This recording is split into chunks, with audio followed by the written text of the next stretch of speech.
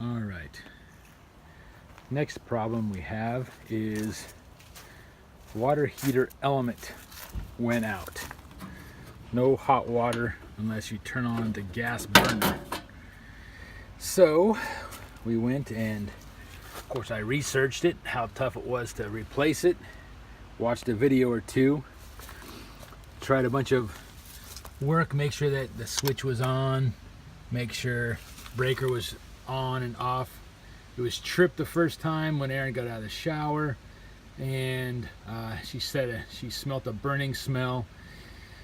So I turned it back on, waited a few hours, see if we had any hot water, and we didn't. So went and bought a replacement element. I also purchased a new pressure relief valve because we have a little bit of water dripping out of there.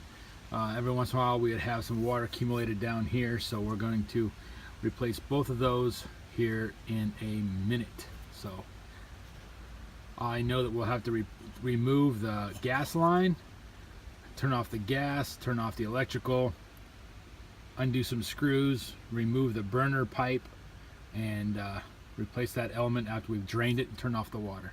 So I'll show you how we get it done. Thanks. First off, you had to shut off your water, drain the pressure off your hot water faucet in your RV, and make sure your power's off on the inside, the breaker's turned off. Also, the electric switch for the element is turned off. You can go through and disconnect the power to the RV if you feel you need to, but I feel we got pretty confident that there's no electrical current running through the hot water wiring. So we're gonna pull the plug, check that for any excessive erosion, and see if we have to replace that as well. But a little gunky, but still in good shape. I understand that if you have more than 50% wastage, you want to replace it. So ours is looking good. So as our water is draining, we need to get to this cover, and the elements underneath this cover. So we need to remove the burner pipe for the gas section. I've already loosened them up, but they're both 7/16 nut on this burner retaining area, and also 7/16 on the gas pipeline. There's no gas coming out of here unless the burner's on. It senses it, turns it on, and but I turn the gas off anyway. So basically pull that out, and then pull the burner straight up, the burner pipe straight up off of the bracket. A little bit higher.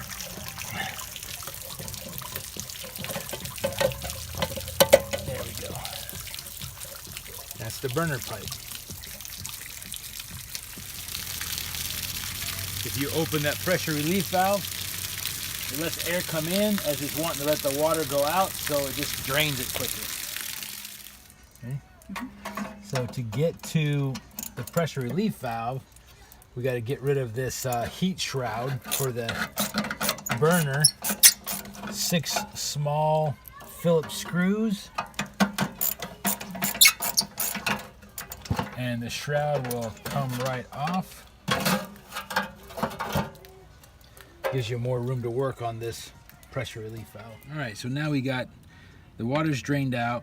I tried loosening up the pressure relief, but there's so much corrosion and rust built up, and I don't have that size pipe wrench. I'm gonna wait to get the right tool to try and take that pressure relief valve off. So now we've got to remove the cover over the element.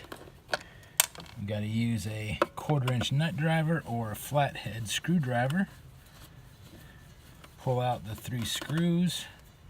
Then we'll have 2 screws on the actual element to disconnect the wires.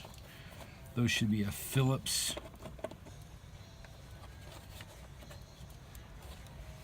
and this should hopefully come right off. So then we got Phillips screwdriver, and then an element socket that'll pull out that whole element.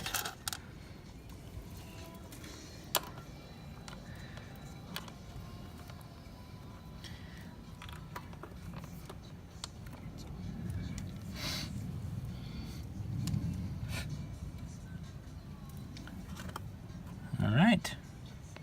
Disconnected the wires. Does not look like any specific positive and negative, so I'll take a look at the new one, compare it, and I'll show you what the new one looks like to the old one. All right, so we're gonna put the elements wrench on there, line up a couple of holes for your leverage, and loosen it up.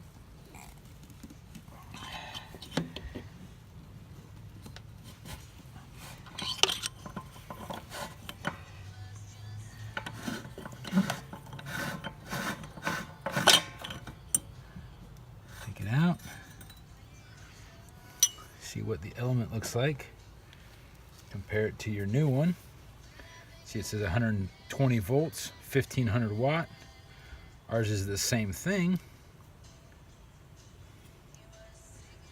1500 watts, 120 volts. Basically the same, just a little bit shorter. Right, so before you put the new one in, just make sure that, just like on an oil filter on a car, that there's no gasket that's in there. That the gasket came off with the old one, which the old one's right there, you see it. Your new one has a rubber gasket that's on there. And then you just put it in. Get it threaded on there by hand. And then you'll tighten it up with your wrench.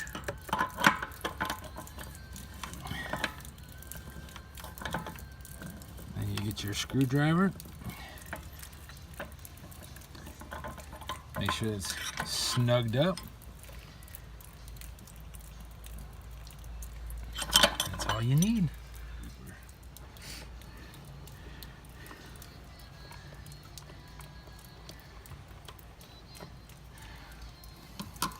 When I took off the old one, the white one was on top. Shouldn't matter though.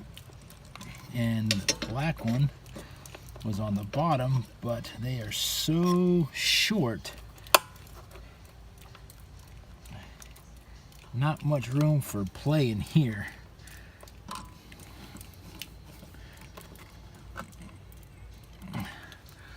There's the new one. Installed, connected.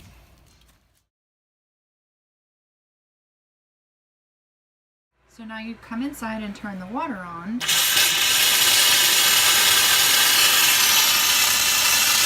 Waiting for it to fill up, and when it runs steady, you know your water tank is full, and then hopefully it pops. So now the tank is full, hot water is on, and we'll wait a little while to see if it gets hot. Hopefully it does.